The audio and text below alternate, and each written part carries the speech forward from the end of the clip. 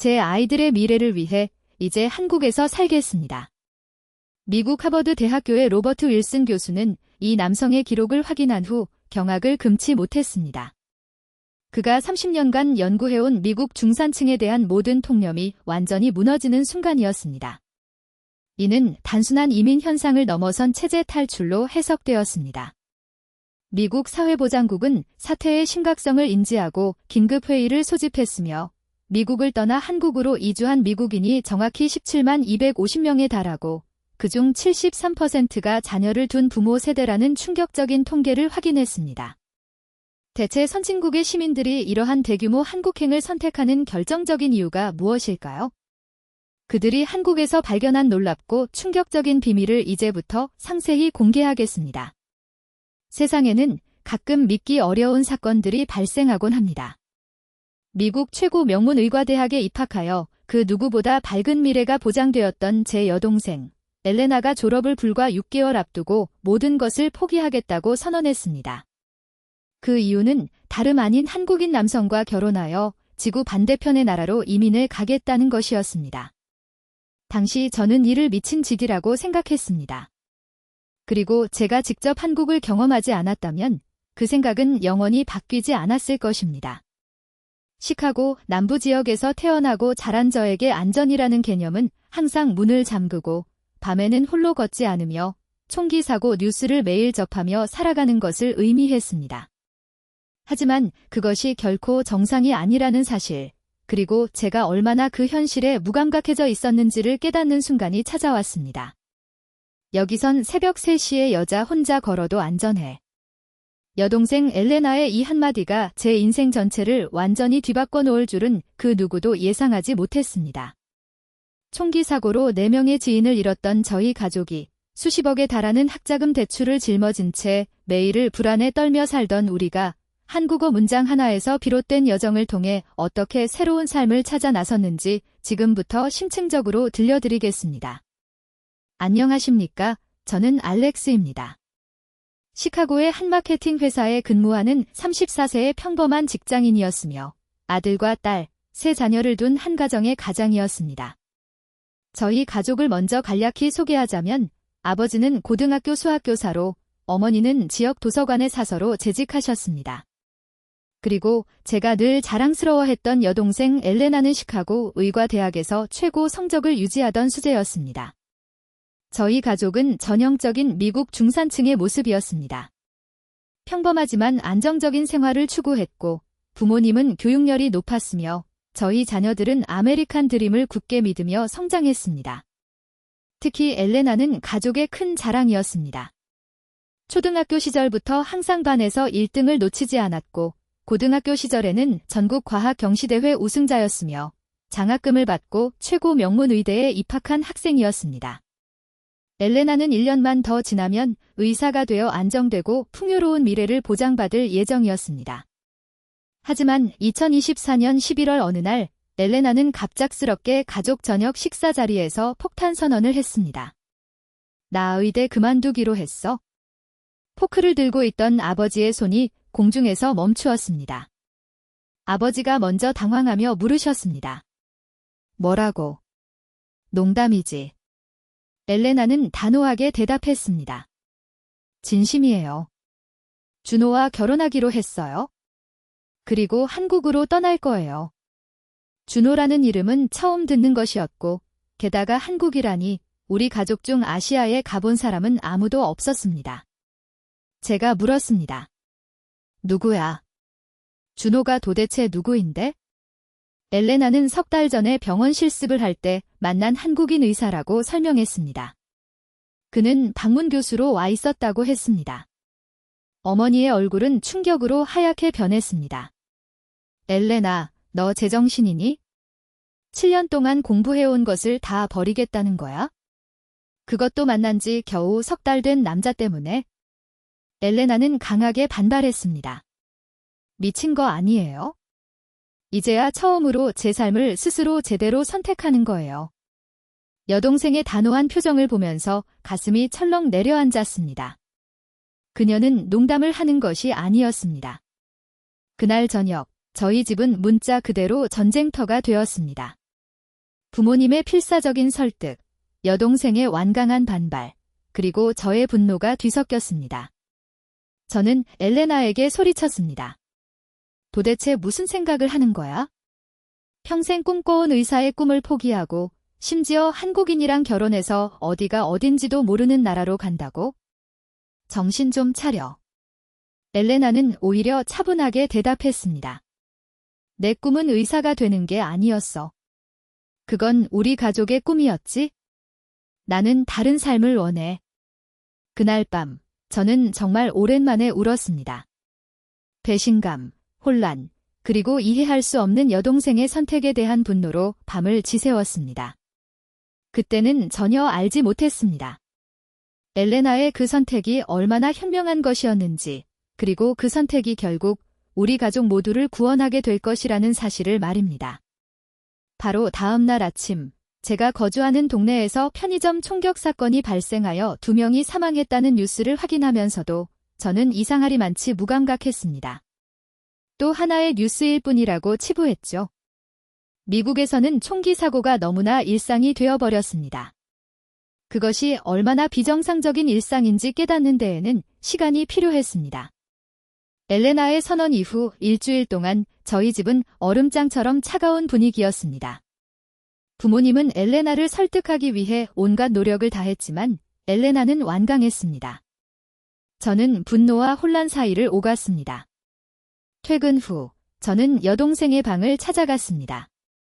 문을 두드리고 들어가 보니 엘레나는 이미 짐을 싸기 시작하고 있었습니다. 정말 가려고? 제 목소리에는 떨림이 묻어났습니다. 응. 다음 달에 결혼식이야. 한국에서. 엘레나. 제발. 이성적으로 생각해봐.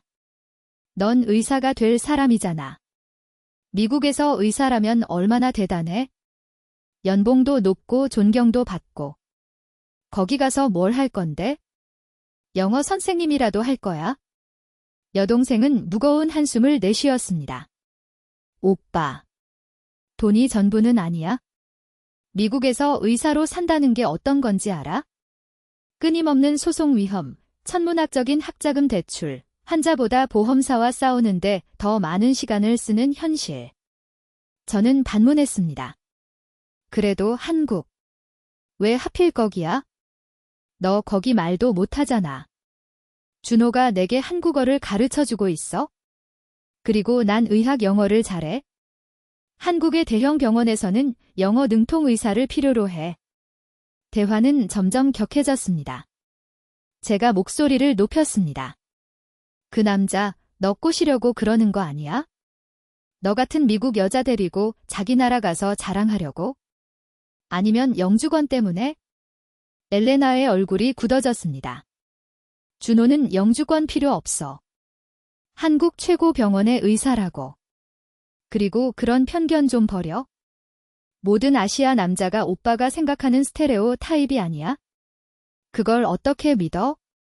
3달밖에 안 만났잖아. 가끔은 3달로 충분해. 특히 그 사람의 가치관과 나의 가치관이 일치할 때. 무슨 가치관? 대체 뭐가 너를 그렇게 바꿔놓은 거야?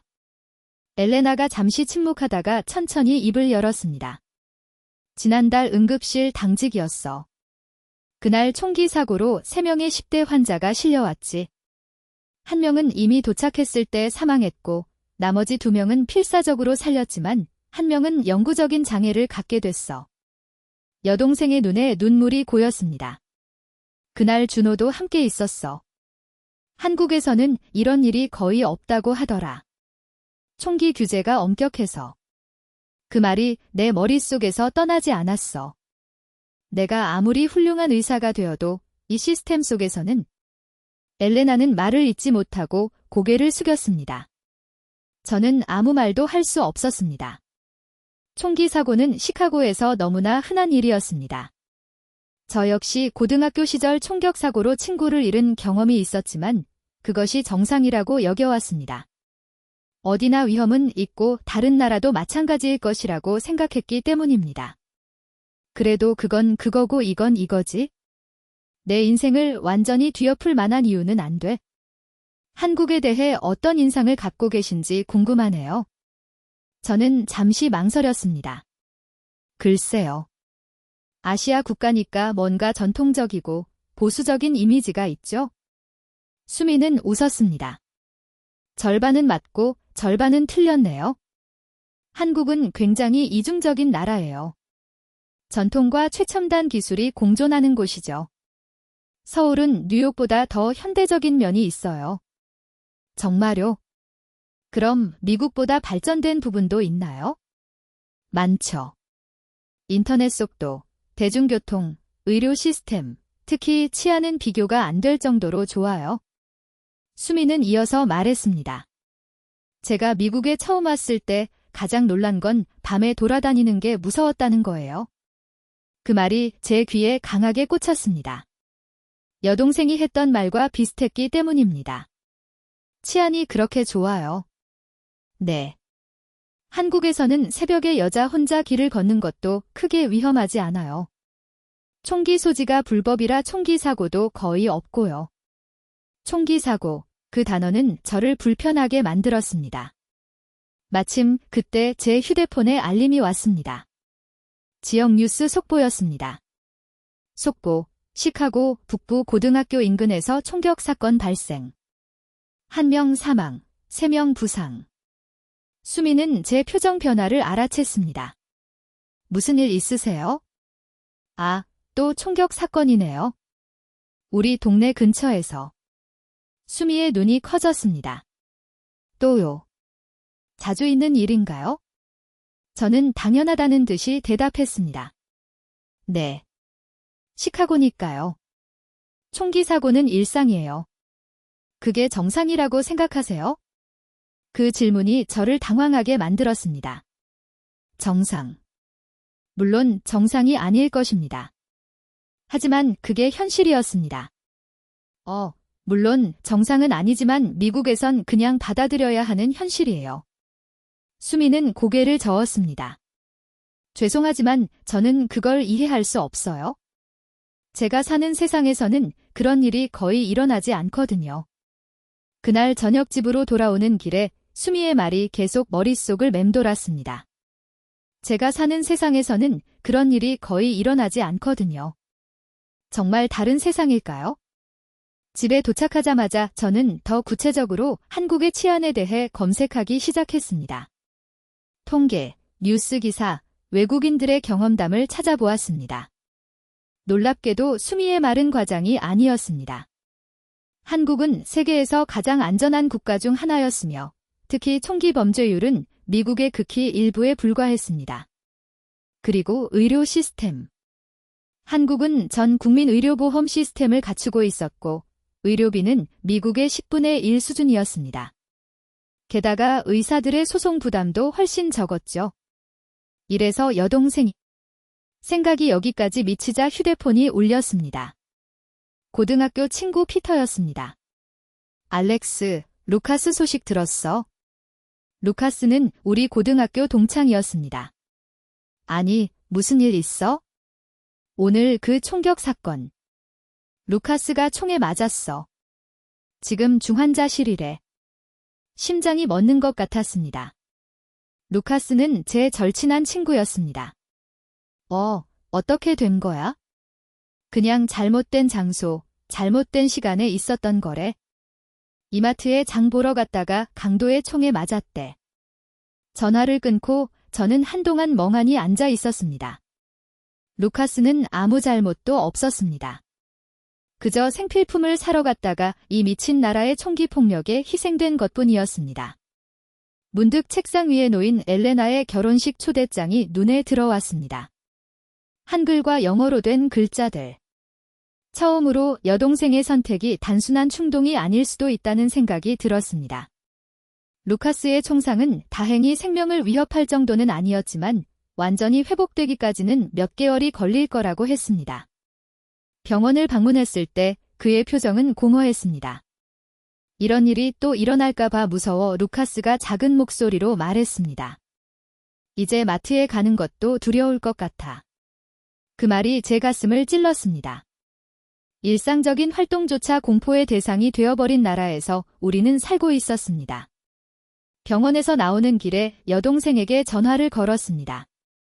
한동안 제대로 대화를 나누지 않았지만 갑자기 목소리를 듣고 싶었습니다. 엘레나.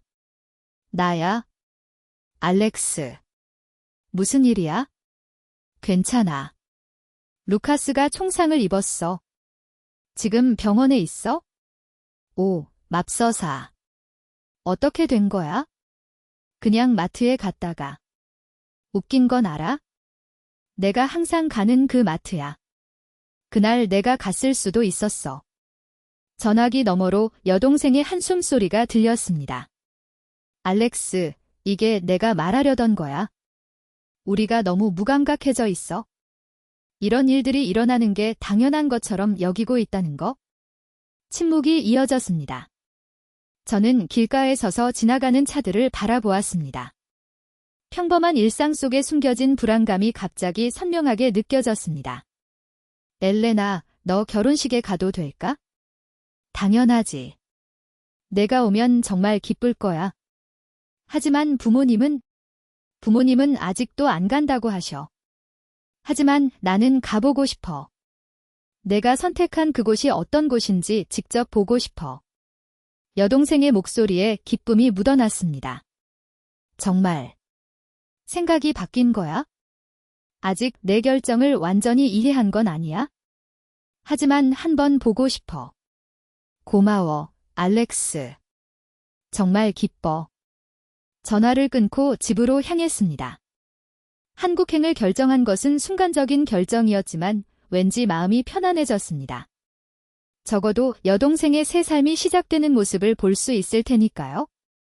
집에 돌아와 부모님께 한국 방문 계획을 말씀드렸습니다. 예상대로 반응은 썩 좋지 않았습니다. 내가 왜? 엘레나의 그 황당한 결정을 지지한다는 거니? 아버지가 물으셨습니다. 지지하는 건 아니에요. 그냥 궁금해요. 한국이 어떤 곳인지 엘레나가 왜 그런 선택을 했는지 직접 보고 싶어요. 어머니는 한숨을 쉬셨습니다. 적어도 우리 중 한 명은 가야겠지? 엘레나가 얼마나 큰 실수를 하고 있는지 말해줄 사람이 그 말에 약간 불편함을 느꼈습니다. 정말로 여동생의 결정이 실수일까요? 최근에 알게 된 정보들은 그렇지 않을 수도 있다고 말하고 있었습니다. 다음 날 직장에서 수미에게 한국 방문 계획을 이야기했습니다. 와, 정말요? 언제 가세요? 다음 달이요. 여동생 결혼식이 있거든요. 수미의 눈이 반짝였습니다. 좋은 결정이에요. 한국은 정말 멋진 나라예요. 특히 처음 가는 미국인들은 거의 다 놀라워해요. 뭐가 그렇게 놀라운데요?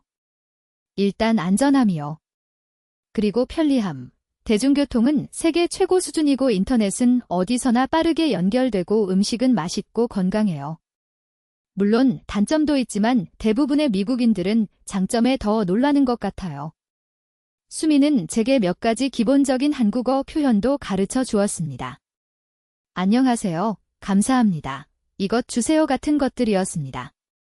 한국어의 발음은 생각보다 어렵지 않았습니다.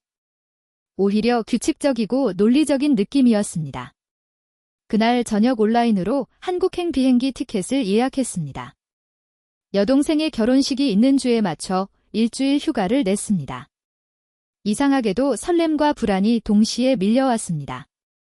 이 여행이 저에게 어떤 의미가 될지 그때는 전혀 알지 못했습니다. 출발 2주 전, 미국 전역을 충격에 빠뜨린 사건이 발생했습니다. 텍사스의 한 초등학교에서 또다시 총기 난사 사건이 일어난 것입니다.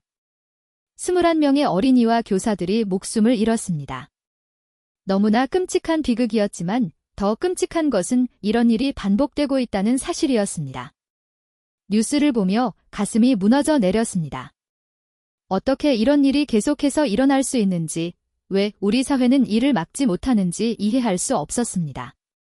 내 아이들도 자라면서 이런 위험 속에 학교를 다녀야 한다는 생각에 밤잠을 이룰 수 없었습니다. 소셜미디어에는 사건에 대한 분노와 슬픔, 그리고 변화를 요구하는 목소리가 넘쳐났습니다. 하지만 제 마음 한구석에서는 냉소적인 생각이 마치 영화 속 장면 같았습니다. 와, 여기가 진짜 서울이야? 감탄하며 물었습니다. 준호가 웃었습니다. 많은 미국인들이 한국을 개발도상국으로 생각하더라고요. 놀랐죠? 완전히요. 뉴욕보다 더 현대적인 것 같아요. 어떤 면에서는 그래요? 한국은 전쟁 후 빠르게 재건되었거든요. 그래서 도시 인프라가 상대적으로 새로운 편이에요. 택시를 타고 숙소로 향하는 길, 창밖으로 보이는 서울의 밤거리는 활기차고 안전해 보였습니다.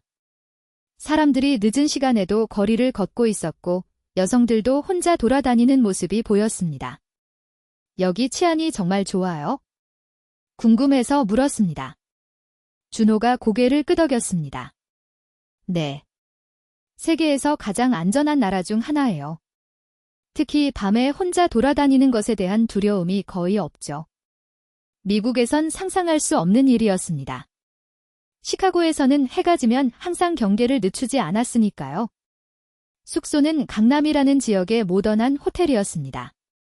체크인을 하고 방으로 들어가자 피로가 한꺼번에 몰려왔습니다. 그럼에도 창가로 다가가 서울의 야경을 바라보았습니다. 끝없이 펼쳐진 빛의 바다. 그 속에서 여동생이 새 삶을 시작한다는 사실이 이제야 실감났습니다. 다음 날 아침 일찍 일어나 호텔 주변을 산책했습니다. 아침 공기는 상쾌했고 출근하는 사람들로 거리는 분주했습니다. 모두 세련되게 차려입은 모습이었고 질서정연하게 움직이는 모습이 인상적이었습니다. 근처 카페에 들어가 커피를 주문하려는데 메뉴판이 모두 한글이었습니다. 난감한 표정을 짓고 있으니 직원이 친절하게 영어 메뉴를 건네주었습니다. 아메리카노 원 플리즈 서툰 발음으로 말했습니다. 직원이 미소 지으며 대답했습니다. 네. 아메리카노 한 잔이요. 4,500원입니다. 카페의 테이블을 둘러보니 사람들이 노트북이나 책을 펼쳐놓고 있었습니다. 그런데 놀라운 점은 몇몇 사람들이 자리를 비울 때 가방이나 노트북을 그대로 두고 간다는 것이었습니다. 미국에서는 상상도 할 수 없는 광경이었습니다. 저기요. 저 사람들 물건 두고 가도 괜찮아요? 직원에게 물었습니다. 직원은 조금 의아한 표정을 지었습니다. 네. 아, 자리 맡아두는 거 말씀하시는 거죠? 네. 괜찮아요.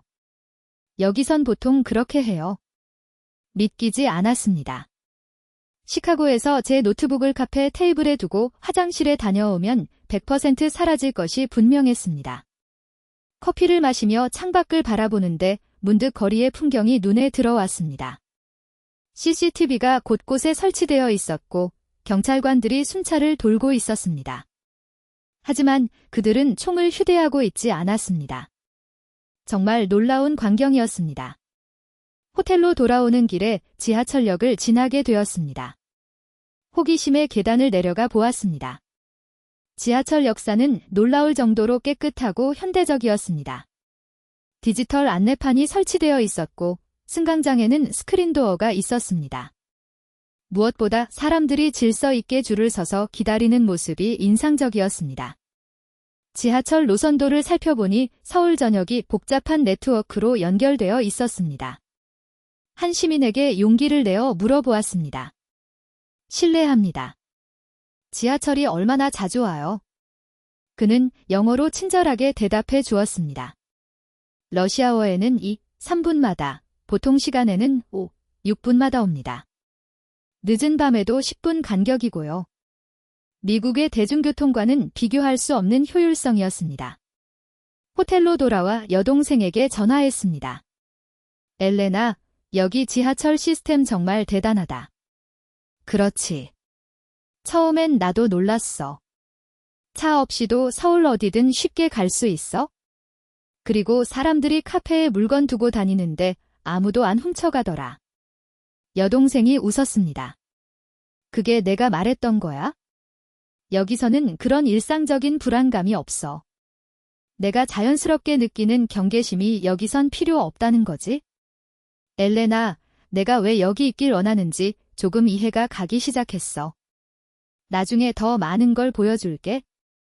오늘 저녁에 우리 집에서 만나자. 준호가 한국 음식 만들어줄 거야. 전화를 끊고 창밖을 바라보았습니다. 이제 겨우 하루 반나절을 보냈을 뿐인데 이미 제 생각에 변화가 생기고 있었습니다. 한국은 제가 상상했던 것과 완전히 달랐고 솔직히 많은 면에서 미국보다 더 발전된 느낌이었습니다. 특히 안전에 대한 부분은 정말 충격적이었습니다. 누군가의 총에 맞을까 봐 또는 강도를 당할까 봐를 경계하며 살아온 저에게 이런 일상적 불안이 없는 사회는 마치 다른 세계처럼 느껴졌습니다. 이런 곳에서 산다면 삶이 얼마나 달라질까? 내 아이들이 이런 안전한 환경에서 자랄 수 있다면? 처음으로 그런 생각이 들었습니다. 그리고 그것은 이 여행의 시작에 불과했습니다. 저녁이 되어 여동생과 준호의 아파트를 방문했습니다. 그들은 서울 서쪽의 마포라는 곳에 살고 있었습니다. 지하철을 타고 가는 동안 여전히 낯선 도시의 풍경에 눈을 떼지 못했습니다. 여동생의 아파트 단지에 도착하자 놀라움이 또 한 번 밀려왔습니다. 현대적인 고층 아파트 단지였는데 마치 리조트처럼 잘 꾸며진 조경과 놀이터, 벤치가 있었습니다. 입구에는 경비원이 24시간 상주하고 있었고 출입을 위해서는 카드키가 필요했습니다. 여기가 너의 집이야? 아파트 로비에 들어서며 물었습니다. 응. 준호가 몇 년 전에 구입한 집이야. 한국에서는 아파트가 가장 인기 있는 주거 형태야. 엘리베이터를 타고 14층으로 올라갔습니다. 여동생이 문 앞에서 비밀번호를 입력하자 문이 자동으로 열렸습니다. 열쇠가 없네. 여기선 대부분 디지털 도어락을 써. 열쇠를 잃어버릴 걱정이 없어서 편리해. 안으로 들어서자 준호가 앞치마를 두르고 저를 맞이했습니다. 그의 뒤로 정갈하게 꾸며진 거실이 보였습니다. 미니멀하면서도 모던한 인테리어였고 창밖으로는 서울의 야경이 펼쳐져 있었습니다. 와, 멋진 집이네요. 진심으로 말했습니다. 준호가 웃으며 말했습니다. 고마워요. 들어와서 편하게 쉬세요. 저녁은 거의 준비됐어요. 부엌에서는 이미 여러 종류의 음식이 준비되고 있었습니다. 테이블에는 작은 그릇들이 여러 개 놓여 있었고 각각 다른 음식이 담겨 있었습니다. 이게 한국식 식사법이에요. 반찬이라고 하는 작은 요리들을 여러 개 같이 먹어요. 준호가 설명했습니다. 저녁 식사는 놀라울 정도로 맛있었습니다. 불고기, 김치, 된장찌개, 각종 나물. 처음 접하는 맛이었지만 신선하고 건강한 느낌이었습니다. 준호, 요리 정말 잘하네요. 감탄했습니다. 사실 한국 남자들이 다 그렇게 요리를 잘하는 건 아니에요. 여동생이 웃으며 말했습니다. 준호는 특별해요. 식사 중에 준호에 대해 더 알게 되었습니다. 그는 서울대학교 의대를 졸업하고 미국에서 연수를 받았으며 현재는 서울의 대형 병원에서 신경외과 의사로 일하고 있었습니다. 영어는 미국에서 공부하던 시절에 익혔다고 했습니다. 엘레나와는 어떻게 만났어요? 궁금해서 물었습니다. 준호는 여동생을 부드럽게 바라보며 말했습니다. 시카고 대학 병원에서 방문 교수로 있을 때 만났어요. 엘레나는 당시 실습 중이었고 제가 진행하는 수술을 참관했죠. 그녀의 열정과 지식에 감명받았어요. 여동생이 이어받았습니다. 처음엔 그저 학문적인 대화로 시작했어. 하지만 점점 더 많은 시간을 함께 보내면서 준호의 인간성과 가치관에 끌렸어. 두 사람의 눈빛을 보니 정말 사랑하고 있다는 게 느껴졌습니다. 그동안 제가 오해했던 부분이 많았다는 생각이 들었습니다. 근데 엘레나, 넌 지금 여기서 뭐 하고 있어? 의사로 일하고 있어? 아직 한국 의사 면허를 준비 중이야. 그동안은 국제 환자 코디네이터로 일하고 있어. 내일 내가 일하는 병원에 데려갈게. 보면 놀랄 거야. 다음 날 아침 여동생을 따라 그녀가 일하는 병원으로 향했습니다. 강남에 위치한 대형 병원이었는데 관부터 호텔 같았습니다. 여기가 병원이야? 로비에 들어서며 물었습니다. 응. 한국의 대형 병원들은 시설이 정말 좋아. 특히 이곳은 외국인 환자들. 한국 체류 셋째 날, 저는 혼자서 서울을 탐험해 보기로 했습니다. 여동생은 병원에서 일해야 했고, 준호는 수술 일정이 있었습니다. 이번 기회에 관광객의 시각이 아닌 좀 더 현지인처럼 도시를 경험해 보고 싶었습니다. 아침에 호텔을 나와 지하철을 탔습니다. 이제는 지하철 노선도를 읽는 것도 어느 정도 익숙해졌습니다. 목적지는 명동이라는 쇼핑 지역이었습니다. 지하철에서 내려 지상으로 올라오자 활기찬 거리가 제 눈앞에 펼쳐졌습니다. 명동은 서울의 심장부였습니다. 수많은 상점과 레스토랑, 길거리 음식 포장마차가 즐비했고 사람들로 붐볐습니다. 외국인 관광객도 많이 보였는데 그들 역시 이 활기찬 분위기를 즐기는 듯 했습니다. 길거리 음식에 이끌려 떡볶이라는 매운 떡 요리를 시도해봤습니다. 처음엔 그 맵기에 놀랐지만 곧 중독성 있는 맛에 반해버렸습니다. 문득 주변을 둘러보니 여성들이 혼자서도 자유롭게 거리를 활보하고 있었습니다. 그것도 비싼 명품 가방이나 스마트폰을 들고 말이죠. 저기요. 질문 하나 해도 될까요? 떡볶이를 파는 아주머니께 말을 걸었습니다. 네. 영어가 서툴러 보이셨지만 친절하게 대답해 주셨습니다. 여기 여자들이 비싼 가방 들고 혼자 다녀도 괜찮아요. 위험하지 않아요. 아주머니는 제 질문을 이해하셨는지 웃으셨습니다. 한국 안전해요. 걱정 없어요? 영어를 더 잘하는 젊은 손님이 대화에 끼어들었습니다. 여기서는 소매치기나 강도 같은 범죄가 아주 드물어요. 밤에도 여성들이 혼자 다니는 게 일반적이에요. 놀라웠지만 실제로 보니 그랬습니다. 거리를 걷다 보니 비상벨이 곳곳에 설치되어 있었고 CCTV도 많았습니다. 주변은 밝고 깨끗했으며 경찰관들이 정기적으로 순찰을 돌고 있었습니다. 점심시간이 되어 레스토랑을 찾았습니다. 한 작은 식당에 들어가 메뉴를 살펴보는데 주문 방식이 독특했습니다. 터치 스크린으로 메뉴를 선택하고 결제까지 마치는 시스템이었습니다. 언어 장벽 없이 주문할 수 있어 편리했습니다. 식사를 마치고 커피를 마시기 위해 근처 카페에 들어갔습니다. 테이블에 앉아 주변을 살펴보니 또다시 놀라운 광경이 눈에 들어왔습니다. 사람들이 노트북, 지갑, 심지어 스마트폰까지 테이블 위에 그대로 둔 채 화장실에 가거나 카운터에서 주문을 하고 있었습니다. 옆 테이블의 대학생으로 보이는 젊은 여성에게 용기를 내어 물었습니다. 실례지만 물건 그대로 두고 가도 안전한가요? 그녀는 영어로 유창하게 대답했습니다. 네. 대부분의 경우에요. 물건 도난이 거의 없어서 사람들이 그렇게 해요. 물론 100% 안전하진 않지만 대체로 괜찮아요. 미국에서는 상상도 못할 일이에요. 미국에 유학 다녀왔는데 맞아요. 처음엔 저도 적응이 안 됐어요. 항상 가방을 들고 다녀야 했거든요. 대화를 나누다 보니 그녀는 시애틀에서 1년간 교환학생으로 있었다고 했습니다. 미국 생활에 대한 그녀의 인상을 물었더니 가장 힘들었던 점으로 안전에 대한 끊임없는 걱정을 꼽았습니다. 밤에 혼자 걷는 게 무서웠어요. 기숙사 문을 항상 잠그고 이어폰을 끼고 다니지 않고 한국에선 생각지도 않는 것들을 계속 신경 써야 했죠. 그녀의 말을 들으며 제가 평생 당연하게 여겼던 경계심이 사실은 미국 사회의 특수한 문제일 수 있다는 생각이 들었습니다. 오후에는 청계천이라는 도심 속 개천을 따라 산책했습니다. 과거 고가도로 밑을 흐르던 하수도를 복원해 시민들의 휴식 공간으로 만든 곳이라고 했습니다. 도심 한가운데 이렇게 평화로운 공간이 있다는 게 놀라웠습니다.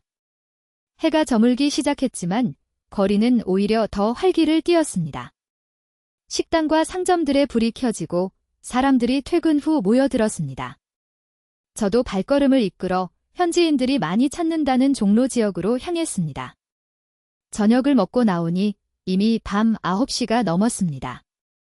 미국이었다면 이 시간에 낯선 지역을 혼자 걷는 것은 상당히 위험한 선택이었을 겁니다. 하지만 여기 서울에서는 거리가 여전히 밝고 사람들로 북적였습니다. 호기심에 이끌려 걷다 보니 어느새 밤 11시가 되었습니다. 지하철은 여전히 운행 중이었고 늦은 시간임에도 불구하고 여성들과 노인들도 자유롭게 거리를 다니고 있었습니다. 미국에서는 상상할 수 없는 광경이었습니다. 문득 시간이 늦었다는 생각에 호텔로 돌아가려고 했습니다. 지하철역을 찾다가 길을 잃고 말았습니다. 미국이었다면 이런 상황에서 패닉에 빠졌을 텐데 이상하게도 불안함이 느껴지지 않았습니다. 주변을 둘러보니 지구대가 보였습니다. 용기를 내어 들어가 도움을 요청했습니다. 실례합니다. 길을 잃었어요. 도와주실 수 있나요? 당직 경찰관은 친절하게 제 호텔 위치를 확인해줬고 심지어 지하철역까지 같이 걸어가 주었습니다. 총을 소지하지 않은 경찰관이 이렇게 늦은 시간에 외국인을 개인적으로 에스코트해주는 상황이 너무나 이질적으로 느껴졌습니다. 한국은 정말 안전한 것 같아요. 경찰관에게 말했습니다. 그는 겸손하게 웃으며 대답했습니다. 네, 그렇습니다. 물론 완벽하진 않지만 폭력 범죄는 드문 편이에요. 특히 총기 범죄는 거의 없습니다. 정말 부럽네요. 미국에선 항상 경계해야 해서. 그는 공감하는 표정으로 고개를 끄덕였습니다. 많은 미국인 관광객들이 그렇게 말씀하세요. 처음엔 믿기 어려워하다가 나중엔 너무 편안해서 돌아가기 싫어하는 분들도 있어요. 호텔로 돌아오는 지하철 안에서 깊은 생각에 빠졌습니다. 하루 종일 경험한 서울의 안전함과 편리함이 제 머릿속을 떠나지 않았습니다.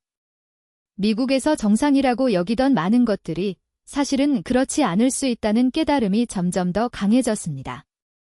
호텔방에 돌아와 창밖을 바라보니 밤 12시가 넘었음에도 서울은 여전히 활기차고 안전해 보였습니다. 문득 여동생에게 문자를 보냈습니다. 오늘 밤 11시까지 혼자 돌아다녔는데 전혀 무섭지 않았어. 이런 느낌이 얼마나 소중한지 이제 알겠다. 여동생의 답장이 곧 도착했습니다. 그것 때문에 내가 여기 있는 거야? 매일 밤 두려움 없이 집에 돌아올 수 있다는 건 말로 표현할 수 없는 자유야. 그 문자를 읽는 순간 여동생의 선택이 완전히 이해됐습니다. 이것은 단순히 다른 나라로의 이주가 아니라 완전히 다른 삶의 질을 선택한 것이었습니다. 잠들기 전 마지막으로 생각했습니다. 이런 안전함을 매일 느낄 수 있다면 내 삶은 얼마나 달라질까? 그리고 내 아이들의 삶은? 다음 날 아침 갑작스러운 복통으로 잠에서 깼습니다. 처음에는 단순한 소화불량이라 생각했지만 시간이 지날수록 통증이 심해졌습니다. 아마도 전날 처음 먹어본 다양한 한국 음식들 때문인 것 같았습니다. 호텔 프런트에 전화해 근처 병원을 물었습니다. 다행히도 호텔에서 5분 거리에 24시간 운영하는 응급의료센터가 있다고 했습니다. 통증이 계속되자 결국 병원에 가기로 결심했습니다. 미국에서라면 응급실 방문은 보험이 없는 경우 재정적 파산을 의미합니다. 간단한 검사만 해도 수천 달러의 청구서가 날아올 수 있죠. 그래서 많은 미국인들이 정말 심각한 상황이 아니면 병원에 가는 것을 꺼립니다. 두려움과 걱정을 안고 병원에 도착했습니다. 접수대에서 여권을 제시하고 상황을 설명했습니다. 영어를 할 줄 아는 직원이 친절하게 응대해 주었습니다. 외국인 환자는 보험이 없으니 비용이 좀 더 발생할 수 있습니다. 괜찮으신가요? 속으로는 몇천 달러일까? 하는 걱정이 들었습니다. 놀랍게도 접수부터 진료실 입장까지 불과 15분밖에 걸리지 않았습니다. 미국에서는 응급실에서 몇 시간씩 기다리는 것이 일반적인데 말이죠. 의사는 40대 남성으로 유창한 영어로 제 증상을 물었습니다. 간단한 진찰 후 그는 위 내시경 검사를 권했습니다. 위 내시경이요? 지금요? 놀라서 물었습니다. 네. 지금 바로 할 수 있어요.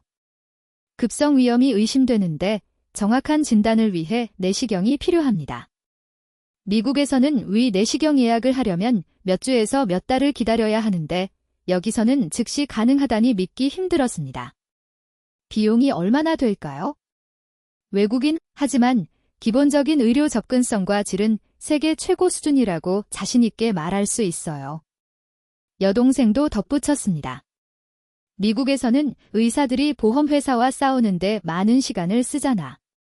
환자를 진료하는 시간보다 서류 작업에 더 많은 시간을 쓰는 경우도 많고, 여기서는 그런 스트레스가 훨씬 적어.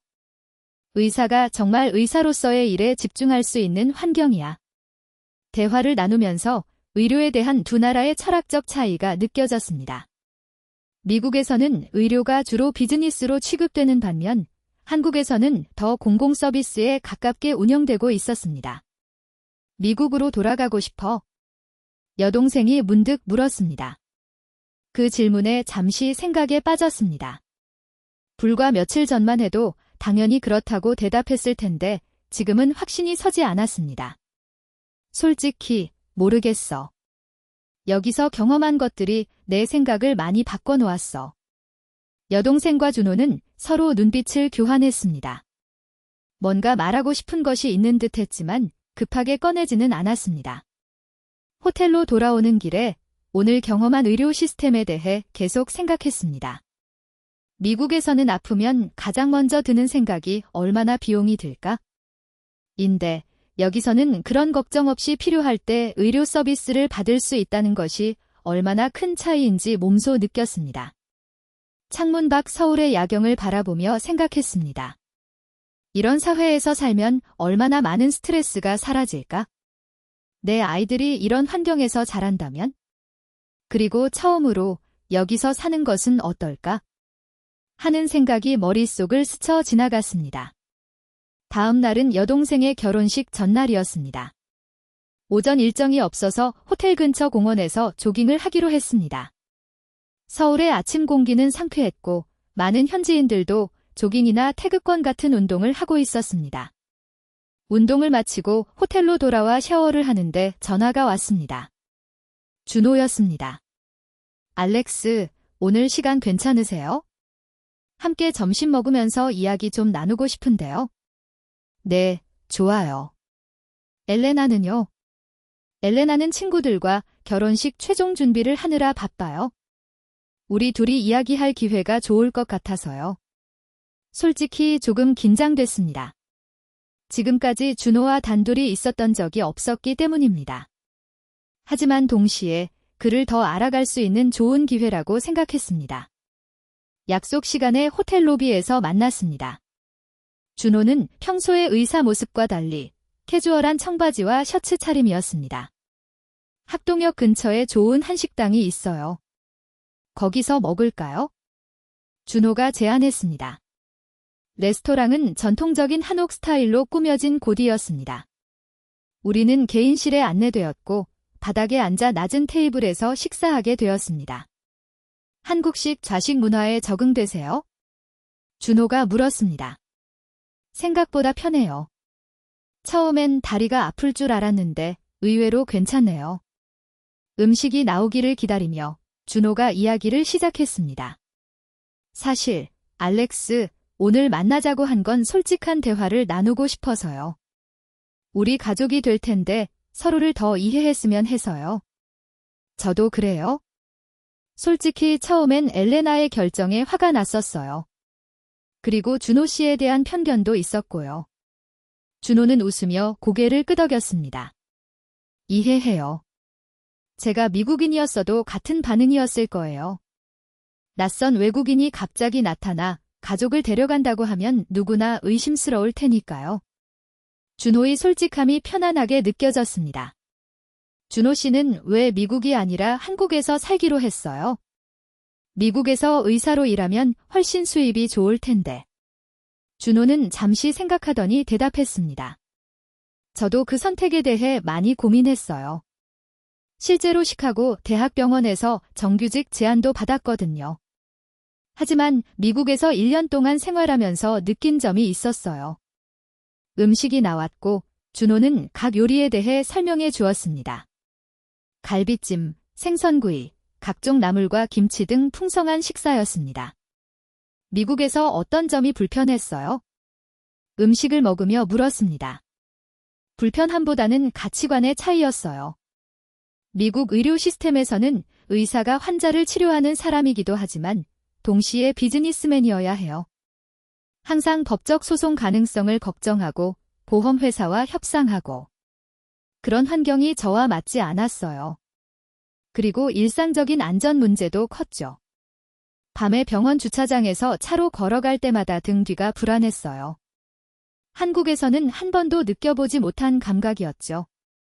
또 하나는 공동체 의식의 차이예요. 미국은 개인의 자유를 중시하는 건 좋지만 때로는 지나치게 개인주의적이라고 느꼈어요. 준호의 말에 깊이 공감되었습니다. 저도 미국 사회의 그런 측면에 불편함을 느껴왔지만 다른 대안을 생각해 본 적은 없었습니다. 하지만 한국에도 단점이 있을 것 같은데요. 준호는 솔직하게 대답했습니다. 물론이죠. 한국은 경쟁이 너무 심해요. 교육, 취업, 승진, 모든 면에서 치열하죠. 또 위계 질서가 강해서 외국인에게는 답답하게 느껴질 수 있어요. 워라밸도 미국보다 못한 편이고요. 그런데도 한국을 선택한 이유는요? 전체적인 삶의 질을 생각했을 때 저에겐 한국이 더 맞았어요. 대중교통이 발달해서 차가 없어도 불편함이 없고 의료 접근성이 좋아서 아플 때 걱정이 적어요. 무엇보다 범죄에 대한 두려움 없이 살 수 있다는 게 큰 장점이죠.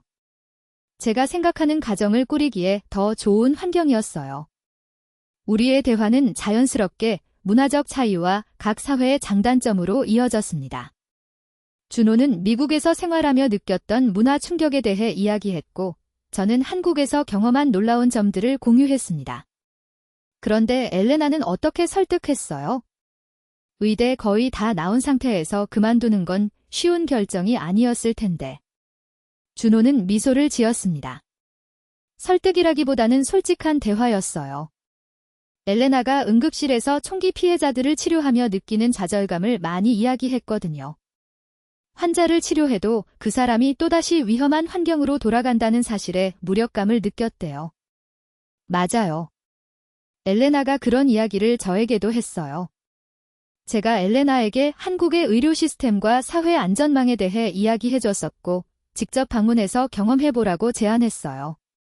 그녀가 한국에 와서 2주 동안 머물렀는데 그 경험이 결정적이었던 것 같아요. 엘레나가 한국어를 못하는데 여기서 어떻게 의사로 일할 수 있을까요? 처음에는 국제 클리닉에서 시작할 계획이에요.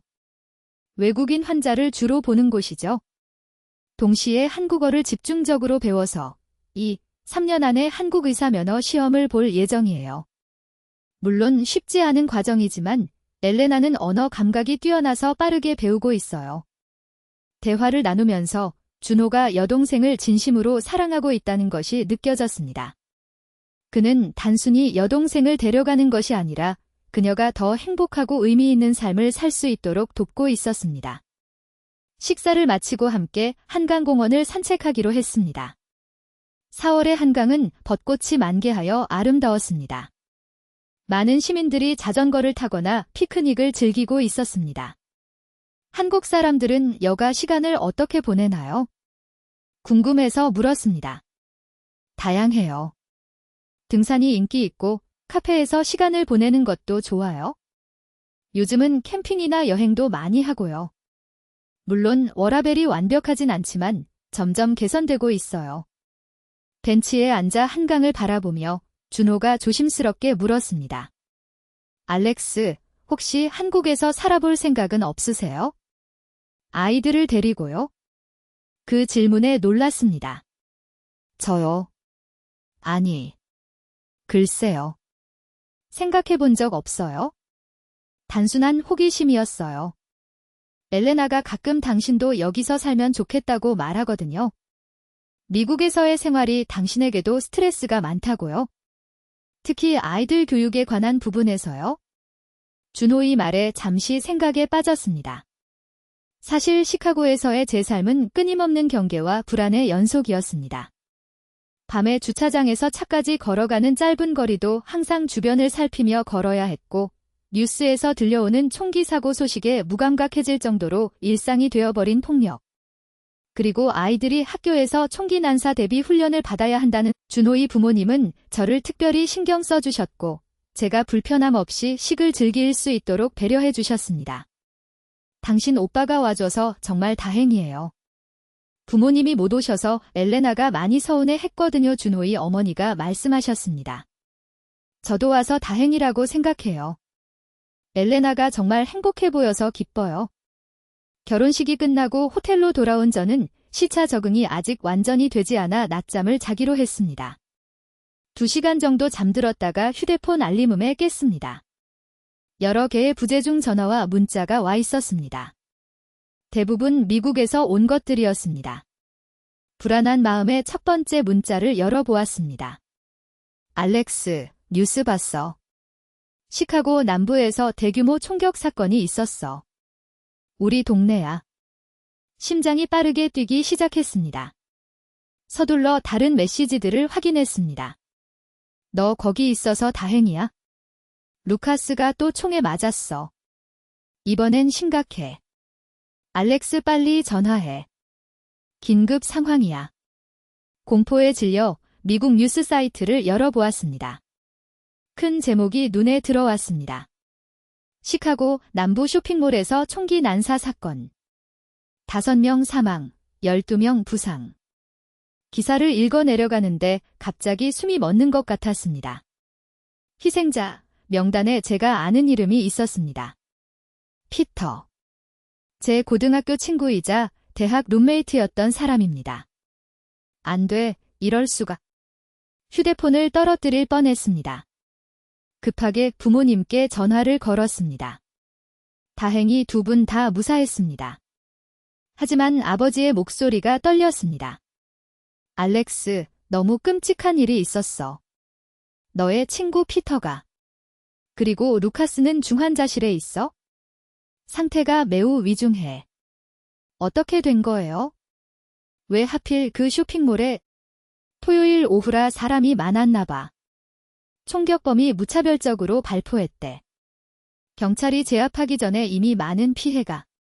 통화를 마치고 한동안 멍하니 앉아 있었습니다.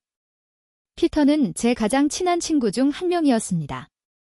대학 시절 함께 지내며 많은 추억을 쌓았던 사람입니다. 그리고 루카스. 한 달도 안 되어 2번째 총상을 입다니. 이번에는 생명이 위태로운 상태라고 했습니다. 분노, 슬픔, 무력감이 한꺼번에 밀려왔습니다. 그리고 아이들에 대한 걱정. 만약 내 아이들이 그런 상황에 처했다면? 그 생각만으로도 눈물이 멈추질 않았습니다. 여동생에게 전화했습니다. 목소리가 떨려 말이 제대로 나오지 않았습니다. 엘레나, 피터가 죽었어. 뭐? 무슨 일이야? 흐느끼며 상황을 설명했습니다. 여동생도 충격을 받은 듯 했습니다. 피터는 여동생도 잘 아는 친구였으니까요. 오 세상에.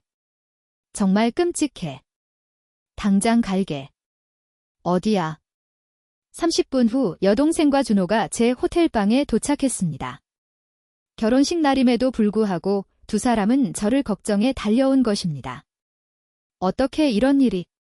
피터는 그냥 쇼핑하러 갔던 거야? 그게 죽음의 원인이 될 줄 누가 알았겠어? 계속해서 중얼거렸습니다. 준호가 물을 가져다 주었고 여동생은 제 옆에 앉아 어깨를 감싸 안았습니다. 너무 끔찍해. 정말 미안해, 알렉스. 한동안 침묵이 이어졌습니다. 그저 슬픔을 함께 나누는 시간이었습니다. 어떻게 이런 일이 계속 일어날 수 있는 거야? 왜 아무도 막지 않는 거야? 분노가 차올랐습니다. 준호가 조심스럽게 말했습니다. 총기 문화와 법이 깊게 자리 잡은 사회를 바꾸는 건 정말 어려운 일이에요. 수십 년, 어쩌면 수백 년이 걸릴 수도 있죠. 그럼 그때까지 계속 기다려야 한다고? 더 많은 사람들이 죽을 때까지? 내 아이들이 그런 위험에 노출될 때까지? 목소리가 높아졌습니다. 여동생이 부드럽게 말했습니다. 그래서 내가 떠난 거야? 변화를 기다리는 대신 이미 다른 방식으로 살고 있는 곳을 선택한 거지? 갑자기 모든 것이 더 선명하게 느껴졌습니다. 여동생의 선택은 단순한 감정적 결정이 아니었습니다. 그것은 삶과 죽음의 문제에 관한 현실적인 판단이었습니다. 그리고 제 아이들의 삶과 안전에 관한 문제이기도 했습니다. 나 장례식에 가야 해 중얼거렸습니다. 물론이야. 언제 가고 싶어? 여동생이 물었습니다. 내일이라도 가능할까? 준호가 노트북을 열고 항공편을 확인했습니다. 내일 오후 인천발 시카고행 비행기가 있네요. 예약해 드릴게요. 비행기 티켓이 예약되고 저는 조금 진정이 되었습니다. 하지만 마음 한구석에는 여전히 크나큰 공허함이 자리 잡고 있었습니다. 이런 일이 또 일어날 거야 계속해서 절망적인 목소리로 말했습니다. 그리고 내 아이들은 어떻게?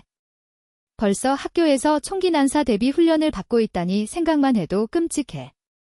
여동생과 준호는 서로 눈빛을 교환했습니다. 그들은 뭔가 말하고 싶은 듯 했지만 지금은 적절한 시기가 아니라고 판단한 듯 했습니다. 저녁이 되어 세 사람은 조용히 식사를 했습니다. 결혼식 날 분위기가 이렇게 될 줄은 아무도 예상하지 못했겠죠. 식사 후 여동생과 준호가 자리를 비운 사이 휴대폰으로 루카스의 상태를 확인했습니다. 여전히 중환자실에 있었고 의사들은 48시간이 고비라고 했습니다. 잠시 후 준호가 돌아와 제 옆에 앉았습니다. 미국으로 돌아가면 어떤 기분일까요? 그 질문이 저를 멈춰 세웠습니다. 어떤 기분일까요? 불과 며칠 전까지만 해도 당연히 돌아가야 할 곳이라고 생각했던 미국이 지금은 두려움의 대상이 되어 있었습니다. 솔직히 무서워요. 이제는 길을 걸을 때마다 주변을 더 경계하게 될 것 같아요. 쇼핑몰에 갈 때도 영화관에 갈 때도 항상 비상구를 확인하고 총소리가 들리면 어디로 도망칠지 생각하게 될 거예요. 그리고 그들이 학교에서 안전하게 지낼 수 있을지 매일 불안할 것 같아요. 준호는 고개를 끄덕였습니다. 그는 판단하지 않고 그저 듣고 있었습니다. 알아요. 다른 나라로 떠난다고 모든 문제가 해결되는 건 아니에요. 하지만 매일 이런 두려움 속에서 사는 건 특히 아이를 키우는 부모로서는 말을 끝맺지 못하고 눈물이 다시 흘렀습니다. 준호는 조용히 손수건을 건네주었습니다. 여동생이 돌아와 우리의 대화를 눈치챘는지 말했습니다. 알렉스, 지금은 너무 감정적인 상태야. 일단 장례식에 다녀와서 마음의 정리가 되면 그때 천천히 생각해봐. 고개를 끄덕였습니다. 여동생의 말이 맞았습니다. 지금은 너무 감정적인 상태였고 냉정한 판단을 내리기 어려웠습니다. 그날 밤 호텔방으로 돌아와 창밖을 바라보았습니다. 밤늦은 시간임에도 서울의 거리는 안전하게 느껴졌습니다. 사람들이 여전히 거리를 걷고 있었고 밝은 조명과 경찰들의 순찰이 보였습니다. 그리고 문득 생각했습니다. 이곳에서 살면 피터가 죽지 않았을 거야? 루카스도 2번이나 총에 맞지 않았을 거고. 내 아이들이 학교에서 총기 난사 대피 훈련을 받지 않아도 될 거야? 그 생각이 제 마음을 무겁게 눌렀습니다. 내일 미국으로 돌아가지만 이제 제 마음은 더 이상 그곳에 있지 않다는 것을 느꼈습니다. 다음 날 아침 출국 준비를 하고 있을 때 여동생이 찾아왔습니다. 그녀는 평소와 달리 조용하고 생각에 잠긴 얼굴이었습니다. 알렉스, 비행기 시간 전에 얘기 좀 할 수 있을까? 물론이야. 여동생은 제 침대 끝에 앉았습니다. 창문을 통해 들어오는 아침 햇살이 그녀의 얼굴을 비추고 있었습니다. 어젯밤 많이 생각했어? 피터 얘기 듣고 난 후에. 나도 아마 지금이 솔직한 대화를 나눌 적기인 것 같아. 내가 왜 그런 결정을 내렸는지 내가 더 깊이 이해할 수 있을 테니까. 여동생은 깊게 숨을 들이쉬고 이야기를 시작했습니다. 의대 3학년 때였어. 응급실 실습 중이었는데 한밤중에 총상 환자가 실려왔어. 17살 소년이었지? 순수한 어린아이였으니까 특히 더 기억에 남아. 여동생의 목소리가 살짝 떨렸습니다. 그 아이는 그냥 친구 집에서 게임하다가 집에 돌아가는 길이었어. 잘못된 시간에 잘못된 장소에 있었던 거지. 갱단의 총격. 그때 준호가 노크 후 방에 들어왔습니다. 준비됐나요? 공항까지 데려다 드릴게요. 차로 이동하는 동안 세 사람은 조용히 각자의 생각에 잠겼습니다. 창밖으로 서울의 풍경이 지나갔고 제 마음은 이미 헤어짐을 아쉬워하고 있었습니다. 인천공항에 도착해서 여동생과 준호는 저를 출국장 입구까지 배웅해 주었습니다. 장례식 끝나고 연락해. 필요한 게 있으면 언제든 말해. 여동생이 저를 꽉 안아주었습니다. 준호도 진심 어린 악수를 건넸습니다. 좋은 여행 되세요. 루카스가 빨리 회복되기를 바랍니다. 출국장으로 들어서기 전 마지막으로 돌아보았습니다. 여동생과 준호가 손을 잡고 서 있는 모습이 보였습니다. 그들은 행복해 보였고 마치 서울의 화창한 날씨처럼 밝게 빛나고 있었습니다. 비행기에 탑승하고 창가에 앉아 서울의 마지막 풍경을 담아두려 했습니다. 비행기가 이륙하며 도시 전체가 한눈에 들어왔습니다. 한강을 중심으로 펼쳐진 거대한 도시. 이제는 제게 단순한 외국 도시가 아닌 무언가 더 의미 있는 곳이 되어버린 곳. 비행기가 고도를 높이며 문득 제 마음속에서 무언가가 확실해지는 느낌이 들었습니다. 피터의 죽음을 슬퍼하고 루카스의 회복을 기도하면서도 저는 이미 다른 가능성을 향해 마음이 기울고 있었습니다. 14시간의 비행 내내 지난 일주일간의 경험을 되새겼습니다. 서울의 안전함, 효율적인 대중교통, 저렴하면서도 수준 높은 의료 시스템. 그리고 무엇보다 일상에서 느꼈던 자유로움. 이 모든 것이 제가 평생 당연하게 여겼던 미국에서의 삶과 너무나 대조적이었습니다. 그리고 내 아이들의 미래? 그들이 총기 폭력과 마약의 위험 없이 자랄 수 있는 환경. 시카고에 도착하자마자 그 차이를 느낄 수 있었습니다. 공항에서부터 경비원들이 총을 차고 있었고 뉴스 화면에는 또 다른 총기 사고 소식이 나오고 있었습니다. 비행기 안에서 느꼈던 결심이 더욱 확고해졌습니다. 택시를 타고 집으로 가는 길, 창밖으로 보이는 시카고의 풍경이 이전과 다르게 보였습니다. 예전에는 그저 익숙한 고향의 모습이었던 것들이 이제는 불안과 위험의 징후로 느껴졌습니다. 사이렌 소리, 창문에 설치된 철창, 밤의 텅 빈 거리들. 집에 도착해 문을 열자 아이들이 반갑게 달려와 안겼습니다. 그들의 웃는 얼굴을 보니 마음이 따뜻해졌지만 동시에 더 큰 책임감도 느꼈습니다. 이 아이들에게 더 안전한 미래를 제공해야 한다는 생각이 강하게 들었습니다. 아빠, 한국에서 선물 가져왔어요? 딸이 기대에 찬 눈으로 물었습니다. 물론이지. 선물도 가져왔고 너희에게 들려줄 이야기도 많단다. 아이들을 재우고 난 후 저는 소파에 앉아 깊은 생각에 잠겼습니다. 마음속으로는 이미 결정을 내린 것 같았습니다. 하지만 이것은 저 혼자만의 결정이 아니었습니다. 아이들과 함께 새로운 삶을 시작하는 것은 큰 도전이 될 테니까요. 다음 날은 피터의 장례식이었습니다. 검은 정장을 입고 교회로 향했습니다. 많은 친구들과 가족들이 모여 있었고 슬픔이 가득한 공간이었습니다. 피터의 어머니는 저를 보자마자 달려와 안아주셨습니다. 알렉스, 와줘서 고마워. 피터가 널 정말 좋아했어. 말을 잇지 못하고 그저 그녀를 안아들었습니다. 장례식 내내 부조리한 죽음에 대한 분노와 슬픔이 교차했습니다. 28살의 젊은 청년이 그저 쇼핑을 하러 갔다가 목숨을 잃었다는 사실이 믿기지 않았습니다. 장례식 후 루카스가 있는 병원으로 향했습니다. 그는 여전히 중환자실에 있었고 상태는 안정적이지만 여전히 위험했습니다. 그의 부모님은 지친 표정으로 병원 복도에 앉아 계셨습니다. 한 달 사이에 2번이나 총상을 입다니 이게 말이 되니? 루카스의 아버지가 한숨을 쉬셨습니다. 우리가 이사를 생각하고 있어? 여기선 더 이상 안전하게 살 수 없을 것 같아 그의 어머니가 말씀하셨습니다. 그 말을 듣는 순간 제 마음속의 결정이 더욱 확고해졌습니다. 집으로 돌아와 아이들과 함께 저녁 식사를 했습니다. 그들은 제 여행 이야기를 듣고 싶어 했고, 저는 한국에서 본 것들에 대해 이야기해 주었습니다. 거기서는 밤에도 사람들이 안전하게 다닐 수 있대요. 그리고 학교에서 총기 훈련도 없대. 정말요? 우리도 거기 가볼 수 있어요? 아들이 물었습니다. 그 질문에 제 마음이 떨렸습니다. 그럴지도 모르지?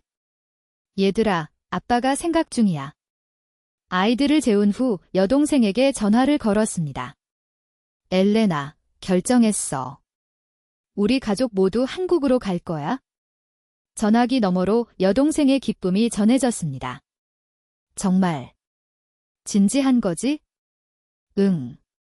피터의 장례식에 다녀오고 루카스를 병원에서 보고 나니 더 이상 여기서 살고 싶지 않아. 매일 두려움 속에서 사는 건 삶이 아니야. 이해해. 나도 그랬으니까. 어떻게 준비할 거야? 아직 구체적인 계획은 없어. 직장 문제도 해결해야 하고 아이들 학교도 알아봐야 하고. 준호가 도울 수 있을 거야. 그리고 내가 있잖아. 천천히 한 걸음씩 나아가면 돼. 대화를 마치고 창밖을 바라보았습니다. 시카고의 밤하늘은 여전히 아름다웠습니다. 이곳을 떠난다는 생각에 아쉬움도 있었지만 새로운 시작에 대한 기대가 더 컸습니다. 침대에 누워 생각했습니다.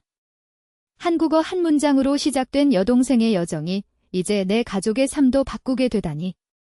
마치 운명처럼 느껴졌습니다. 그리고 이것은 시작에 불과했습니다. 한국 이주 결정 후 3주가 지났습니다. 그동안 저는 한국행을 위한 구체적인 계획을 세우기 시작했습니다. 여동생과 준호의 도움으로 먼저 가족 비자로 한국에 가서 언어를 배우고 취업 기회를 탐색하는 방안을 고려하게 되었습니다. 회사에는 아직 사직 의사를 밝히지 않았습니다. 대신 원격 근무 가능성을 타진해 보았습니다. 운 좋게도 저희 회사는 삼성전자 프로젝트를 계속 진행 중이었고 한국에 직원이 있으면 오히려 도움이 될 수 있다는 가능성이 보였습니다. 루카스는 병원에서 퇴원했지만 완전한 회복까지는 시간이 필요했습니다. 그를 방문했을 때 제 결정에 대해 이야기했습니다. 한국으로 간다고? 과감한데 루카스가 놀란 표정으로 말했습니다. 응. 더 이상 이렇게 살고 싶지 않아? 내 아이들의 미래를 생각하면 여기서 살 수 없을 것 같아. 여동생을 이해하게 됐어. 루카스는 잠시 생각에 잠겼다가 말했습니다. 솔직히 나도 이사 생각 중이야. 부모님이 콜로라도로 이사하자고 하시는데 거기가 좀 더 안전하대. 다들 떠나는구나. 어쩔 수 없지? 여기서 계속 총에 맞을 수는 없잖아. 루카스의 말이 가슴에 와 닿았습니다. 사랑하는 도시를 떠나는 것은 아쉽지만 안전을 위해 어쩔 수 없는 선택이었습니다. 집으로 돌아와 아이들과 이야기를 나누었습니다. 처음에는 놀라워했지만 아이들은 생각보다 새로운 모험에 열려 있었습니다. 새로운 친구들을 사귈 수 있을까요? 딸이 물었습니다. 물론이지. 처음에는 언어가 다르니까 어려울 수도 있지만 아이들은 언어를 빨리 배우거든. 곧 한국 친구들도 많이 사귀게 될 거야. 학교는 어떻게 해요? 아들이 걱정스러운 표정으로 물었습니다. 처음에는 국제학교에 다니게 될 거야. 그곳에서는 영어로 수업을 하거든. 그리고 천천히 한국어도 배우면서 적응해 나가는 거지. 아이들이 궁금한 점들을 계속 물어봤고 저는 최대한 솔직하게 대답해 주려 했습니다. 새로운 시작이 쉽지 않을 것이라는 점. 하지만 그만한 가치가 있을 것이라는 점을 설명했습니다. 다음 날 저는 상사와 면담을 했습니다. 한국 이주 계획을 말하고 원격 근무 가능성을 타진했습니다. 사실 내가 한국에 있으면 삼성 프로젝트에 도움이 될 수도 있어 상사가 생각에 잠겨 말했습니다. 서울에 지사를 열 계획도 있었거든. 내가 그곳에서 우리 회사를 대표할 수 있을지도 모르겠네. 예상치 못한 긍정적인 반응이었습니다. 한국으로의 이주가 경력에도 도움이 될 수 있다는 가능성이 열린 것입니다. 정말요? 그렇게 해주신다면 정말 감사하겠습니다. 물론 확정된 건 아니야. 하지만 가능성은 충분히 있어. 한 달 정도 시간을 줘. 본사와 상의해 볼게. 기대 이상의 결과였어. 가족 비자도 무사히 승인되었고 7월 출국 일정을 확정했습니다. 집은 1년 계약으로 다른 사람에게 임대하기로 했습니다. 이렇게 하면 만약 한국 생활이 맞지 않을 경우 돌아올 수 있는 안전망이 있었습니다. 출국 한 달 전 주말에 아이들과 함께 시내로 나갔습니다. 마지막으로 시카고의 명소들을 둘러보고 싶었습니다. 밀레니엄 파크, 네이비 피어, 미시간 호수. 고향의 아름다운 풍경을 마음에 새겼습니다. 여기가 그리울 거야. 미시간 호수를 바라보며 말했습니다. 네, 아빠. 하지만 한국에도 예쁜 곳이 많죠? 딸이 물었습니다. 물론이지. 한강이라는 큰 강도 있고 아름다운 산들도 많아. 그리고 너희가 좋아할 만한 놀이공원도 있지? 거기 가면 새 친구들을 사귈 수 있을까요? 아들이 조금 걱정스러운 목소리로 물었습니다. 당연하지. 처음에는 언어 때문에 어려울 수도 있지만 금방 적응할 거야. 국제학교에는 너희처럼 외국에서 온 아이들도 많을 거고. 아이들은 긴장과 기대가 섞인 표정으로 고개를 끄덕였습니다. 저는 그들을 꼭 안아주었습니다. 새로운 모험이 될 거야. 우리 함께 할 거니까. 무섭지 않을 거야. 다음 날 루카스와 다른 친구들이 우리 집에 모여 송별회를 열었습니다. 루카스는 이제 거의 회복되었고 그의 가족도 콜로라도로 이사할 준비를 하고 있었습니다. 넌 정말 용감하다. 루카스가 맥주를 마시며 말했습니다. 아이들까지 데리고 낯선 나라로 가는 거야? 너도 새로운 시작을 하잖아. 콜로라도로 가는 것도 용기가 필요한 일이지. 그래도 적어도 언어는 같아. 내가 한국어로 화장실이 어디예요? 라고 말할 수 있어 웃으며 대답했습니다. 화장실이 어디예요? 친구들이 놀란 표정을 지었습니다. 와, 진짜 연습했구나. 친구 중 제니가 감탄했습니다. 매일 1시간씩 한국어 공부하고 있어. 아이들과 함께. 물론 아직 초보 수준이지만 기본적인 인사와 필수 표현은 할 수 있어. 친구들과 헤어지는 건 분명 가장 어려운 부분이었습니다. 특히 피터가 없는 자리는 여전히 우리 모두에게 아픔으로 남아 있었습니다. 다들 꼭 연락하자. 그리고 한국에 놀러와 작별 인사를 나누며 말했습니다. 당연하지. 한국 소주 마신다며? 우리도 마셔보고 싶어. 친구들이 웃으며 말했습니다. 출국 일주일 전 여동생과 준호가 영상통화로 서울에서의 숙소를 보여주었습니다. 그들은 저희 가족이 도착하면 처음 한 달 동안 정착할 수 있도록 가까운 곳에 임시 아파트를 구해두었습니다. 여기 주변에 좋은 한국어 학원이 있어? 너희들 다 등록할 수 있고 아이들을 위한 수업도 있어. 여동생이 말했습니다. 고마워. 내가 도착하면 회사에 가서 한국지사 설립 관련해서도 논의해야 해. 걱정 마. 우리가 다 도와줄게. 준호가 미소 지으며 말했습니다. 마침내 출국일이 다가왔습니다. 짐은 이미 다 싸고 필요한 서류들도 모두 준비되었습니다. 공항으로 향하는 차 안에서 아이들은 조용히 창밖을 바라보고 있었습니다. 아이들아, 괜찮니? 조심스럽게 물었습니다. 네, 아빠. 조금 무섭기도 하지만 설레어. 딸이 말했습니다. 저도요. 새로운 친구들을 만나고 싶어요. 아들도 동의했습니다. 그들의 말에 제 마음이 따뜻해졌습니다. 아이들은 때로 어른보다 더 강하고 적응력이 뛰어날 수 있다는 것을 다시 한번 느꼈습니다. 체크인을 마치고 보안 검색대로 향하기 전 마지막으로 시카고를 바라보았습니다. 이곳에서의 추억들이 스쳐 지나갔습니다. 하지만 이제는 앞을 향해 나아갈 시간이었습니다. 비행기에 탑승하고 창가에 앉았습니다. 아이들은 이미 기내 엔터테인먼트에 빠져 있었습니다. 비행기가 이륙하면서 시카고의 스카이라인이 점점 작아졌습니다. 안녕, 시카고. 그리고 새로운 시작을 향해 14시간의 비행 끝에 인천국제공항에 도착했습니다. 아이들은 피곤했지만 흥분된 표정이었습니다. 출국장을 나서니 여동생 엘레나와 준호가 환하게 웃으며 기다리고 있었습니다. 알렉스, 드디어 왔구나. 여동생이 달려와 저를 꽉 안았습니다.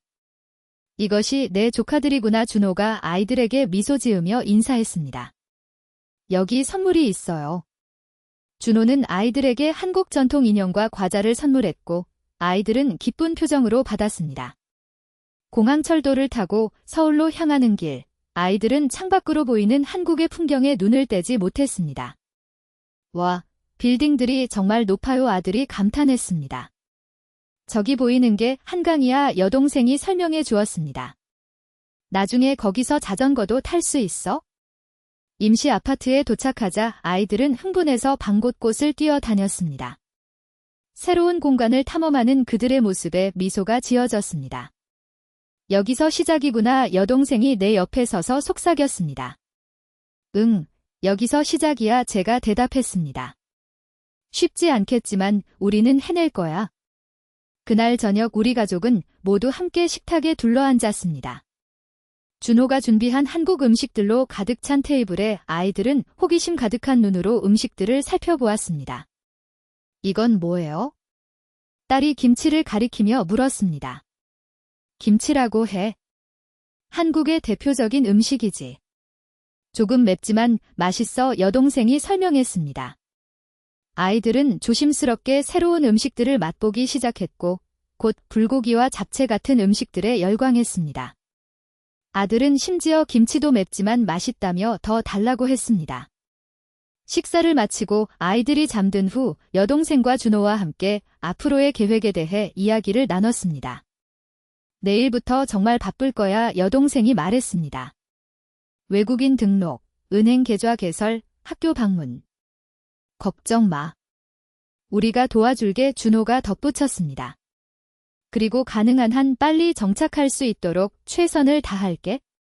그날 밤 잠자리에 들기 전에 아이들 방을 들여다보았습니다.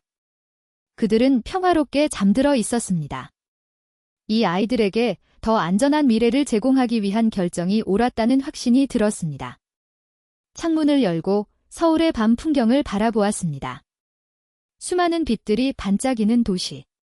이제 우리의 새로운 집이 될 곳.